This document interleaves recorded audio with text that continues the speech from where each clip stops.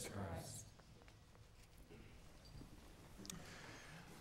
I was recently visiting in the beautiful country of Honduras, the Passionist missions that we have in Honduras. And one of the places that the Passionists began in Honduras is a house, a place we call Casa Passionista.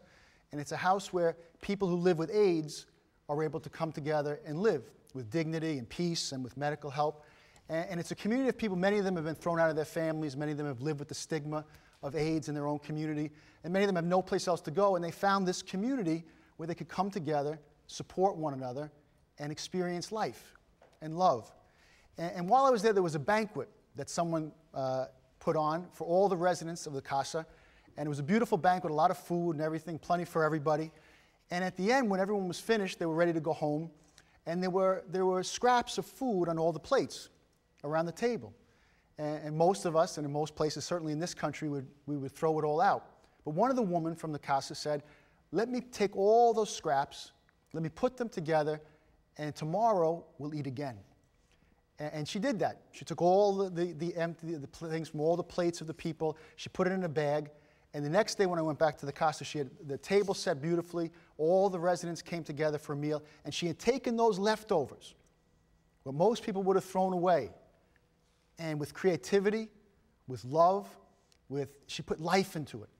And she prepared a beautiful meal from what most people would have thrown away. And all of the residents came together and they celebrated that banquet of life.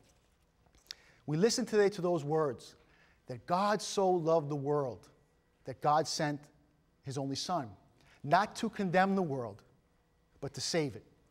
You know, that God, in that same way, that God's creativity, God's genius, is to come into our world, into our life. It's easy to condemn. It's easy to throw things away. It's easy to judge that it's all useless and we'll never fix things and things will never get better, or we get so frustrated and we give up, and yet God doesn't give up. That God keeps looking at us and keeps seeing possibilities.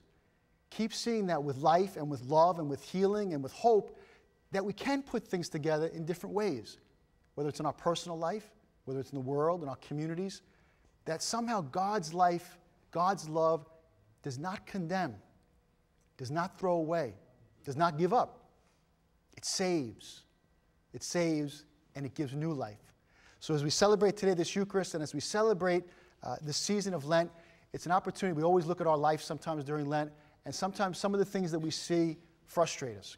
Some of the things we see discourage us. Some of the things we carry sometimes make us depressed. That we say, will we ever get it together? And the good news of Lent is that God keeps coming into our life, never condemning us, never seeing first what frustrates us the most or hurts us the most, but sees the possibility, the potential. And mixing God's life and God's love and God's goodness, salvation comes in our own lives, in our communities, in our world.